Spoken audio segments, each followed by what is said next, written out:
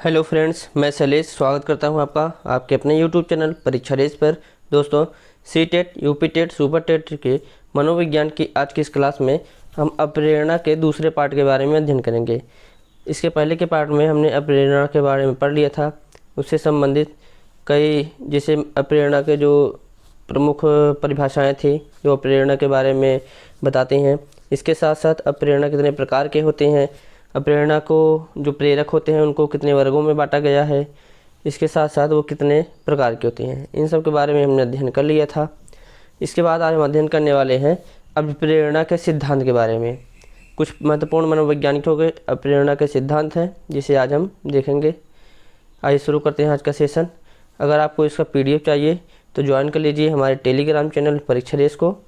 अगर आप इस चैनल पर पहली बार विजिट कर रहे हैं तो चैनल को सब्सक्राइब करना ना भूलें तथा इसके साथ साथ अपने दोस्तों तक ज़रूर शेयर करें। आइए शुरू करते हैं आज का सेशन। अप्रेरणा के सिद्धांत। सबसे पहले हम देखेंगे क्लार्क हल के चालक का सिद्धांत। चालक यानी जो ड्राइवर होता है, जब भी आपके शरीर में किसी भी चीज़ की आवश्यकता महसूस होती है, उस आवश्यकता की पूर्ति के लिए आपके अंदर एक चालक का जन्म होता है, एक ड्राइवर का जन्म होता है जो आपकी जो आवश्यकता होती है उसकी प्राप्ति के लिए उसी दिशा में कार्य करता है। जैसे जब आपके शरीर में पानी की कमी होती है तो आपके अंदर जो है पानी की आवश्यकता बढ़ जाती है, आपका शरीर जो है पानी की डिमांड करने लगता है, तो आपके अंदर जो है प्यास नामक चालक उत्पन्न हो जाता है। तो पानी की आवश्यकता होने पर प्यास नामक चालक आपके अंदर उत्पन्न होता है। वही जो है पानी को प्राप्त करने की दिशा में या फिर पानी को पीने की दिशा में आपको लगातार प्रेरित करता है। जैसे ही आप पानी पी लेते हैं, आपके पानी की आवश्यकता आपके शरीर में जो होती है कम हो जाती है। उसके साथ साथ जो प्यास नामक चालक आपके शरीर में उत्पन्न हुआ था वो समाप्त हो जाता है, तब जो आवश्यकता थी वो भी समाप्त हो जाती है। तो यही होता है चालक। यानी इसमें इन्होंने कहा है कि चालक के सिद्धांत में जितना तीव्र होगा चालक, जितना तीव्र होगा अप्रेरणा उतना अधिक कार्य करेगी। यानी प्यास जितनी अधिक होगी उतना ही ज़्यादा आप पानी को प्राप्त करने की दिशा में कार्य करेंगे। तो यह है चालक का सिद्धांत।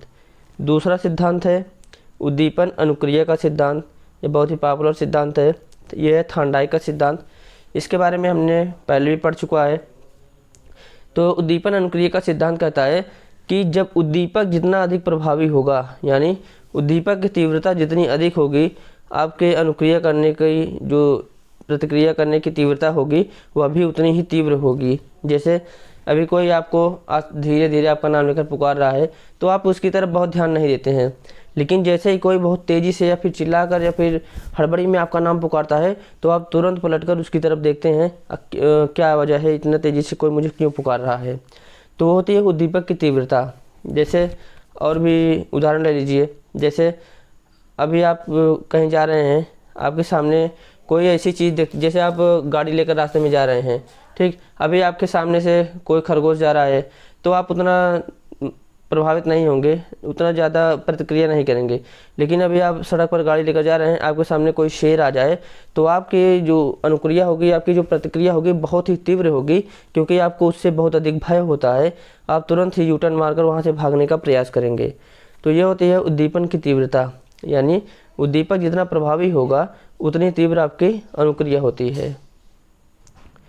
इसके बाद तीसरा सिद्धांत है मनोविश्लेषणवाद का सिद्धांत, जिसे दिया है सिगमंड फ्रायड ने। सिगमंड फ्रायड का सिद्धांत मनोविश्लेषणवाद से संबंधित है, बहुत ही महत्वपूर्ण सिद्धांत है। इसके बारे में इनके दो शब्द बहुत ही महत्वपूर्ण है। पहला है इरोस, दूसरा है थानाटोस। इरोस होता है जैसे जब आप कोई कार्य करते हैं, किसी कार्य को प्राप्त करने में या फिर किसी लक्ष्य को प्राप्त करने की दिशा में लगातार कार्य करते रहते हैं, जब आप उसका जो परिणाम होता है आपको सकारात्मक परिणाम होता है, सकारात्मक प्राप्ति होती है उसके परिणाम की, तब आपके अंदर जो होता है निर्माणात्मक शक्ति कार्य करती है। यानी उस कार्य को करने के लिए और जो होता है ये पॉजिटिव जो एनर्जी होती है वो कार्य करती है। आपके अंदर जो होती है जीवन की इच्छा उत्पन्न होती है। यानी उस कार्य से संबंधित, उस कार्य को और प्रभावी तरीके से करने से संबंधित आपके अंदर इच्छा प्रबल होती है। जैसे आपका लक्ष्य है शिक्षक बनना। अगर आप लगातार यानी जो दो परीक्षाएं हो रही हैं, आप दोनों परीक्षाओं को पास कर रहे हैं तो आपके अंदर जो होता है सकारात्मक परिणाम आता है। तो सकारात्मक परिणाम जैसे आप प्राप्त करते हैं तो आपके अंदर निर्माणात्मक शक्ति कार्य करती है और आपके जीवन की इच्छा जो होती है बढ़ जाती है। वहीं पे जो दूसरा है थानाटोस, थानाटोज कहते हैं जब कार्यों का आपको नकारात्मक परिणाम होता है, तो कार्यों के नकारात्मक परिणाम प्राप्त होने के कारण आपके अंदर विध्वंसात्मक शक्ति कार्य करती है। यह वह शक्ति होती है जो आपको अंदर से तोड़कर रख देती है। जैसे आप परीक्षा की तैयारी कर रहे हैं, आप यूपी टेट या सुपर टेट की तैयारी कर रहे हैं और लगातार आप परीक्षा में फेल हो रहे हैं, तो आपके अंदर जो होती है विध्वंसात्मक शक्ति कार्य करती है। यह शक्ति आपको इस कार्य को करने के लिए आपको अब डिमोटिवेट करने लगती है। आपके अंदर मृत्यु इच्छा का मतलब ये नहीं है कि आप प्राण त्याग देंगे। मृत्यु इच्छा का मतलब है कि आप उस कार्य को करने के लिए आप उत्सुक नहीं होंगे, या फिर उस कार्य को करने के लिए आपके अंदर कोई भी सकारात्मक ऊर्जा कार्य नहीं करेगी। तो ईरोज हो गया जीवन इच्छा, थानाटोज हो गया मृत्यु इच्छा। ईरोज है सकारात्मक परिणाम प्राप्ति के बाद, थानाटोज है नकारात्मक परिणाम की प्राप्ति के बाद। इसके बाद आता है प्रोत्साहन का सिद्धांत। इसे दिया है वोल्स और कॉफमैन ने। प्रोत्साहन का सिद्धांत कहता है कि प्राणी जो होता है वो प्रोत्साहन की प्राप्ति की दिशा में कार्य करता है। प्रोत्साहन की प्राप्ति के बाद अब प्रेरणा का चक्र पूरा हो जाता है। जैसे प्रोत्साहन क्या होता है, यानी जो आप कोई भी जब आपके अंदर कोई भी आवश्यकता महसूस होती है, उस आवश्यकता की पूर्ति के लिए जिस चीज़ को आपको प्राप्त करना होता है वही आपके लिए प्रोत्साहन का कार्य करता है। जैसे आपको भूख लगी है, या फिर कह सकते हैं आपके शरीर में ऊर्जा की कमी होती है, तब आपको जो होती है ऊर्जा की प्राप्ति के लिए आपको भोजन की आवश्यकता महसूस होती है। जैसे आपके अंदर भोजन की आवश्यकता महसूस होती है, तब भूख नामक जो होता है चालक आपके अंदर एक्टिवेट हो जाता है। वो चालक आपको भोजन की प्राप्ति के लिए प्रेरित करता है जब तक कि आप भोजन प्राप्त न कर लें। जैसे ही आप भोजन की प्राप्ति कर लेते हैं, यानी वही भोजन आपके लिए प्रोत्साहन का कार्य करता है, तब आपका प्रेरणा का चक्र पूरा हो जाता है। क्योंकि जैसे ही आप भोजन प्राप्त कर लेंगे तो आपके अंदर जो आवश्यकता महसूस हो रही थी भोजन की वो समाप्त हो जाएगी, यानी आपकी भूख जो थी वो मर जाती है या फिर भूख समाप्त हो जाती है। तो ये प्रोत्साहन का सिद्धांत ये था, जिसे दिया था वोल्स और कॉफमैन ने। अगला सिद्धांत है उपलब्धि और प्रेरणा सिद्धांत, जिसे डेविड सी मैक्सियर ने दिया था। उपलब्धि और प्रेरणा सिद्धांत कहता है कि जब आप अपने जीवन में किसी कार्य को लेकर उपलब्धि हासिल कर लेते हैं, तब आप जो है आगे भी उपलब्धि को प्राप्त करने के लिए प्रेरित रहते हैं। जैसे अभी आपको टीचर बनने के लिए 2 परीक्षाओं का देना पड़ता है। एक हो गया टेट, चाहे सी टेट हो चाहे यूपी टेट हो, और दूसरा है सुपर टेट। जब आप किसी भी टेट में पास हो गए हैं, चाहे यूपी टेट या फिर सी टेट में पास हो गए हैं, अब आप सुपर टेट की तैयारी कर रहे हैं, तो जब आपने यूपी टेट या फिर सी टेट पास किया है तो आप उपलब्धि आप हासिल किए थे, उपलब्धि से आप प्रेरित होते हैं। अब जैसे ही अवसर मिलेगा आपको उपलब्ध होने पर आप प्रेरित रहते हैं। जैसे ही सुपर टेट का अवसर आपको मिलेगा आप उसके लिए प्रेरित रहते हैं और उद्देश्य बनाकर सफलता प्राप्ति के लिए आगे बढ़ते हैं। यानी ऐसे समझिए कि उपलब्धि से प्रेरित होकर आपने टेट पास कर लिया है, तब आपको जैसे ही सुपर टेट का अवसर मिलेगा आप पहले से प्रेरित रहेंगे कि हाँ हम ये कर सकते हैं, क्योंकि हम पहले भी टेट पास कर चुके हैं तो हम सुपर टेट भी कर सकते हैं। तो आप इसके लिए अंदर से प्रेरित रहेंगे।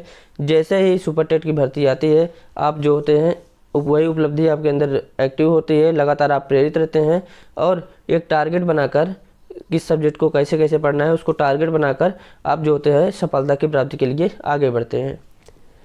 इसके बाद आता है मूल प्रवृत्ति का सिद्धांत। ये बहुत ही महत्वपूर्ण सिद्धांत है, इससे जो है प्रश्न पूछे जाते हैं। मूल प्रवृत्ति का सिद्धांत दिया है विलियम मैकडूगल ने। इन्होंने 14 प्रकार की मूल प्रवृत्ति के बारे में बताया है, इसे अभी हम अध्ययन करेंगे। विलियम मैकडूगल को प्रेरकी संप्रदाय का जनक कहा जाता है।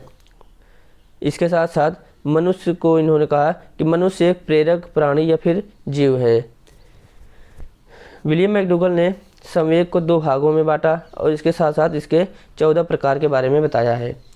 2 भागों में जो पहला भाग है वो होता है रागात्मक संवेग, जिसमें प्रेम, दया, स्नेह यानी जितने भी सकारात्मक दृष्टि होती है, जितनी भी सकारात्मक ऊर्जा होती हैं, जितने भी सकारात्मक पक्ष होते हैं वो रागात्मक में आ जाते हैं। इसके बाद जो दूसरा होता है वो होता है द्वेषात्मक संवेग। जितने भी निगेटिव एनर्जी होती है, फिर निगेटिव थिंकिंग होती है, तो वो होती है जैसे क्रोध, घृणा, ईर्ष्या एक दूसरे से, ये सब जो होते हैं द्वेषात्मक में आ जाते हैं। द्वेष का मतलब ये होता है किसी से बैर रखना, द्वेष होता है। तो द्वेषात्मक में जितने भी नेगेटिव वर्ड होंगे वो हो जाएंगे और रागात्मक में जितने भी पॉजिटिव वर्ड होंगे वो हो जाएंगे। तो ये थे संवेगों के 2 भाग, अब इसके साथ साथ इन्होंने संवेग के 14 प्रकार बताए थे। पहला देखिए क्रोध। जब व्यक्ति के अंदर क्रोध आता है तब उसके अंदर युयुत्सा नामक मूल प्रवृत्ति कार्य करती है। युयुत्सा मतलब समझिए कि जैसे युद्ध की इच्छा, यानी जब भी आपके अंदर क्रोध आता है तो आप कोई भी ऐसा बलपूर्वक कार्य करना चाहते हैं जिससे आपका क्रोध शांत हो। दूसरा है भय। जब किसी भी चीज़ को देखकर आपके अंदर भय उत्पन्न होता है तब आप वहाँ से पलायन करना चाहते हैं या फिर वहाँ से आप भाग जाना चाहते हैं।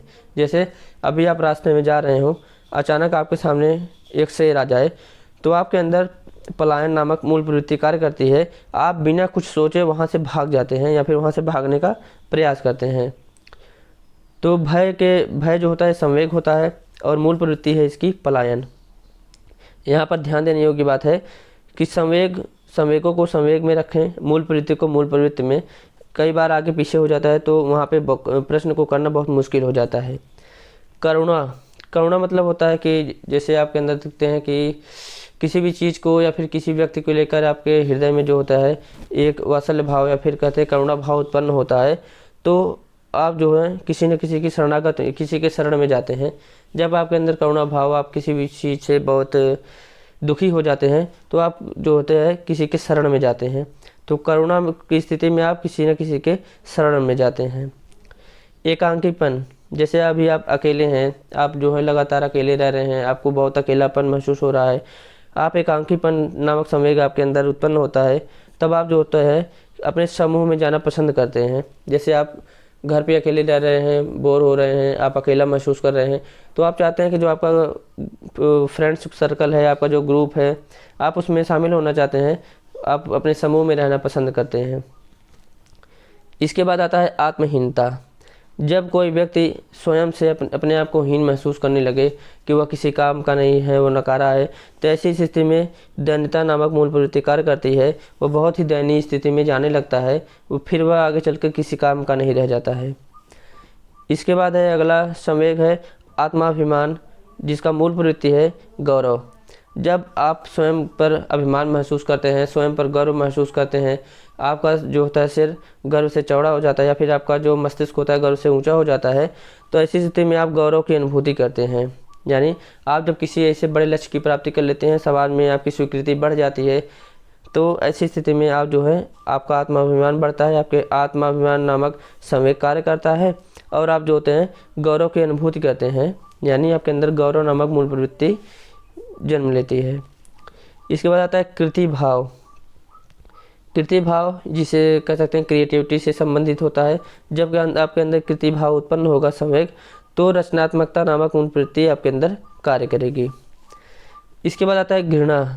जैसे आप कई बार ऐसे कई फिल्मों में देखे होंगे, कई ऐसे सीन आते हैं जिसे देखकर आपके अंदर घृणा उत्पन्न हो जाती है, नफरत उत्पन्न हो जाती है। तो ऐसी स्थिति में निवृत्ति नामक या फिर विभत्स नामक मूल प्रवृत्ति कार्य करती है। इसके बाद आता है कामुकता। कामुकता नामक जब संवेग उत्पन्न होता है तो काम प्रवृत्ति नामक मूल प्रवृत्ति कार्य करती है। काम प्रवृत्ति होती है जो भी प्राणी होते हैं अपने जनरेशन को आगे बढ़ाने के लिए कार्य करते हैं। ऐसी स्थिति में जो होते हैं वो जो होते हैं उनकी अगली पीढ़ी आगे बढ़ती है। इसके बाद आता है आश्चर्य। आश्चर्य होता है जैसे आप किसी ऐसी चीज़ को देख लें जिसको देखकर आपको बहुत अद्भुत लगे, यानी बहुत लगे कि ऐसा क्या है, ये बहुत अनोखा लगने लगे, तो आपको आपके अंदर जो होता है आश्चर्य नामक संवेग जन्म लेता है। और तो जब आश्चर्य नामक संवेग आपके अंदर उत्पन्न होगा तब जिज्ञासा नामक मूल प्रवृत्ति कार्य करेगी, यानी आप जो भी व्यक्ति वहाँ रहेगा, जो भी उसका जानकार रहेगा, आप उससे उसके बारे में प्रश्न करेंगे और अधिक जानने का प्रयास करेंगे। इसके बाद होता है स्वामित्व। स्वामित्व मतलब होता है कि जैसे कोई भी वस्तु है जिस पर आपका अधिकार है, जो आपकी व्यक्तिगत रूप से आपकी वस्तु है, तो ऐसी स्थिति में आपके अंदर स्वामित्व का भाव उत्पन्न होता है, यानी स्वामित्व नामक संवेग उत्पन्न होता है। इसकी जो मूल प्रवृत्ति होती है, आप उसका संग्रहण या फिर संरक्षण करना चाहते हैं, यानी कोई भी आपकी वस्तु है उसको लेकर आपके अंदर स्वामित्व का भाव आता है, तब आप उस वस्तु का संग्रहण करना चाहते हैं या फिर उसका संरक्षण करना चाहते हैं, आप अपनी वस्तु को बचा कर रखना चाहते हैं। इसके बाद है वात्सल्य नामक संवेग। जब व्यक्ति के अंदर वात्सल्य नामक संवेग उत्पन्न होता है तब उसके अंदर जो होती है पुत्र इच्छा, यानी पुत्र प्राप्ति की इच्छा होती है, जन्म लेती है। यानी कह सकते हैं वात्सल्य होता है पुत्र प्रेम, यानी पुत्र प्राप्ति को लेकर जो प्रेम होता है वही वात्सल्य होता है। इस ऐसी स्थिति में इसकी जो मूल प्रवृत्ति होती है होती है पुत्रेच्छा। इसके बाद आता है आमोद। आमोद प्रमोद आप अक्सर सुनते होंगे। आमोद का मतलब होता है ह्रास। आमोद नामक संवेग जब उत्पन्न होता है तो ह्रास नामक मूल प्रवृत्ति कार्य करती है। इसके बाद है भूख। भूख, जब आपके अंदर भूख नामक संवेग उत्पन्न होता है तो भोजन की प्राप्ति के लिए आपकी भोजन प्राप्ति नामक मूल प्रवृत्ति कार्य करती है। तो ये हैं 14 प्रकार के संवेग और उससे संबंधित मूल प्रवृत्तियाँ। प्रत्येक संवेग से जुड़ी हुई है एक मूल प्रवृत्ति। 14 प्रकार के कुल संवेग हैं, ये बताया है विलियम मैकडूगल ने। इसे आप अच्छे से ध्यान लें। कई बार पूछ लिया जाता है मूल प्रवृत्ति के सिद्धांत या फिर संवेगों का सिद्धांत, ऐसे नाम देकर पूछ लिया जाता है। ये बहुत ही महत्वपूर्ण है।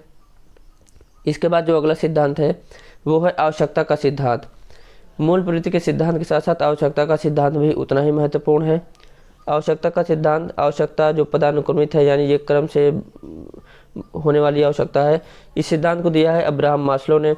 अब्राहम मास्लो ने 5 प्रकार की आवश्यकताओं के बारे में बताया है। जैसे आप एक एक स्तर को इसको देखते हुए चलेंगे, अच्छे से समझेंगे। जैसे पहली आवश्यकता होती है, जैसे कोई भी बच्चा जब जन्म लेता है तो सबसे पहले उसकी क्या आवश्यकताएं होती हैं? सबसे पहले उसकी आवश्यकता होती है शारीरिक आवश्यकताएं, यानी अभी वो जन्म लिया है तो उसको शरीर से संबंधित आवश्यकता होती है, कोई अन्य नहीं। यह आवश्यकता जो होती है निम्नतम आवश्यकता होती है, यानी जो पहली आवश्यकता होती है शारीरिक आवश्यकता होती है, यह निम्नतम आवश्यकता होती है। यह शारीरिक जो आवश्यकताएं होती हैं उससे संबंधित होती है, जैसे भोजन, पानी, इसके साथ साथ जितने भी पौष्टिक आहार की आवश्यकता होती है वो होती है शारीरिक आवश्यकता। अब शारीरिक आवश्यकता जब पूरी हो जाती है, इसके बाद आती है सुरक्षा की आवश्यकता। विकास की प्रत्येक अवस्थाओं में, चाहे वो शैशवावस्था हो, बाल्यावस्था, किशोरावस्था या फिर प्रौढ़ावस्था, प्रत्येक अवस्था के अपने खतरे होते हैं। उन खतरों से जो सुरक्षा की आवश्यकता होती है उसे कहते हैं सुरक्षा की आवश्यकता, यानी सेफ्टी नीड्स जो होती हैं। अब सुरक्षा की आवश्यकता में, जैसे बच्चे ने जन्म लिया था, उसे भोजन, पानी, इन सब की आवश्यकता हुई। उसके बाद अब उसे जैसे कपड़े की आवश्यकता होगी, वह कपड़े पहनकर जैसे जो टेम्परेचर रहता है वातावरण का उसके अनुकूल कार्य करेगा। वो मकान में रहना चाहेगा क्योंकि गर्मी, सर्दी, धूप, इन सब से बचाव के लिए मकान की आवश्यकता होती है। यानी किसी भी प्राणी की सुरक्षा से संबंधित जितनी भी आवश्यकताएं होती हैं वो होती हैं सुरक्षा की आवश्यकता। अब आपको भोजन भी मिल गया, रोटी, कपड़ा, मकान भी मिल गया, यानी आपकी शारीरिक आवश्यकता पूर्ति हो गई, आपकी सुरक्षा भी हो गई। अब जो होता है बालक एक समाज में जीना पसंद करता है, क्योंकि मनुष्य जो होता है एक सामाजिक प्राणी होता है, वो समाज में ही जीना पसंद करता है, इसलिए उसे समाज की आवश्यकता महसूस होती है। यानी ऐसा समाज जहाँ अपनत्व हो, प्यार हो, इसके साथ साथ जैसे परिवार हो गया, मित्र हो गए, उसका जो होता है आस पड़ोस हो गया, उसका विद्यालय हो गया, इन सब की आवश्यकता होती है जहाँ पर वो जाकर अपने व्यक्तित्व का विकास कर सके और अपने जीवन को आगे बढ़ा सके। अब समाज की आवश्यकता जब पूर्ति हो जाती है तब व्यक्ति चाहता है कुछ समाज में सम्मान की प्राप्ति हो, यानी उस समाज में जो होता है सम्मान की आवश्यकता महसूस होती है। पहले हुआ आवश्यकता शरीर की आवश्यकता, फिर शरीर की सुरक्षा की आवश्यकता, फिर समाज की आवश्यकता, फिर समाज के साथ साथ अब समाज में सम्मान की आवश्यकता। समाज में सम्मान की आवश्यकता के लिए व्यक्ति तरह तरह के सामाजिक कार्य करता है जिससे उसे समाज में इज्जत मिले, सम्मान मिले, समाज में उसकी प्रतिष्ठा हो, मान सम्मान हो। समाज की आवश्यकता जब पूरी हो जाती है, जो आखिरी आवश्यकता होती है वो होती है आत्मवास्तविकरण या फिर जिसे कहते हैं आत्मसिद्धि की आवश्यकता। 100 में से 1-2 व्यक्ति ही ऐसे होते हैं जो इस आवश्यकता तक पहुंच पाते हैं, यानी जो आत्मसिद्धि तक पहुंच पाते हैं। यह आवश्यकता का उच्चतम स्तर है। इसे कहते हैं इसकी प्राप्ति के पश्चात व्यक्ति के जो है पूर्ण संतोष होता है। जैसे आप चाहते हैं कि आप भविष्य में एक शिक्षक बने, आपके अंदर आप रोजगार से इसको न जोड़ते हुए अगर आप चाहते हैं कि आप भविष्य में एक शिक्षक बने, उसके अलावा आपको कोई भी बड़ा पोस्ट मिल जाए, आप IAS बन जाएं, आप PCS बन जाएं, आप प्रधानमंत्री बन जाएं, लेकिन अगर आप अपने जीवन में शिक्षक बनना चाहते थे और शिक्षक नहीं बन पाते हैं तब आप आत्मसिद्धि को प्राप्त नहीं कर पाए हैं। इसका मतलब है जो आपकी आत्मसिद्धि थी, जो आपका जो लक्ष्य था, आपने उसको प्राप्त नहीं किया है। उसके अलावा आप चाहे जितने भी बड़े बड़े पोस्ट पर क्यों न चले जाएं, यानी आप आत्मसिद्धि तक प्राप्ति नहीं कर पा रहे हैं। तो आत्मसिद्धि तक केवल 1-2% व्यक्ति ही होते हैं जो आत्मसिद्धि को प्राप्त कर पाते हैं। तो ये थे अप्रेरणा के महत्वपूर्ण सिद्धांत। 7 सिद्धांत हमने पढ़ा है। चालक का सिद्धांत क्लार्क हल, उद्दीपक अनुक्रिया का सिद्धांत थॉर्नडाइक, मनोविश्लेषणवाद का सिद्धांत सिगमंड फ्रायड, प्रोत्साहन का सिद्धांत वॉल्स और कॉफमैन, उपलब्धि और प्रेरणा का सिद्धांत डेविड सी मैक्सिएंड, मूल प्रवृत्ति का सिद्धांत विलियम मैकडूगल, आवश्यकता पदानुक्रमित का सिद्धांत अब्राहम मास्लो। तो ये 7 सिद्धांत हमने पढ़ लिया है। अब अगले वीडियो में हम पढ़ने वाले हैं व्यक्तित्व के बारे में। व्यक्तित्व क्या होता है, व्यक्तित्व शब्द कहाँ से आया, कैसे उसकी उत्पत्ति हुई, कैसे इसका विकास हुआ, व्यक्तित्व को मापने के सिद्धांत कौन कौन से हैं, नियम कौन कौन से हैं, कितने लोगों ने व्यक्तित्व के प्रकार बताए हैं, इन सब के बारे में हम अब अगले वीडियो में अध्ययन करेंगे। तो साथ बने रहने के लिए बहुत बहुत धन्यवाद। अगर आपको वीडियो अच्छा लगा हो तो वीडियो को लाइक करें, चैनल को सब्सक्राइब करें और अपने दोस्तों तक शेयर करें। मिलते हैं अगले वीडियो में, तब तक के लिए धन्यवाद। नमस्कार।